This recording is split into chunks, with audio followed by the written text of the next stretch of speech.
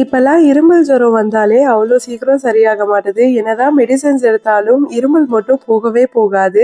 So தொண்டைக்கு நல்லா இதமா இருக்கிறதுக்கு இந்த ஜிஞ்சர் கேண்டி, அதாவது இஞ்சி மரப்பாவை செஞ்சு வச்சுக்கோங்க. அதுக்கு ஒரு 1/2 கப் அளவுக்கு கட் பண்ண இஞ்சி கொஞ்சமா தண்ணி சேர்த்துட்டு ஃபைன் பேஸ்டா அரைச்சிட்டு பேன்ல சேர்த்து அதோட பச்சை வாசனை போற வரைக்கும் ஒரு நிமிஷம் குக் பண்ணிக்கோங்க. அதுக்கப்புறமா 1 கப் நாட்டு சர்க்கரையை சேர்த்துட்டு சர்க்கரை நல்லா கரைஞ்சி ரிப்பன் கன்சிஸ்டன்சிக்கு வர வரைக்கும் குக் பண்ணுங்க.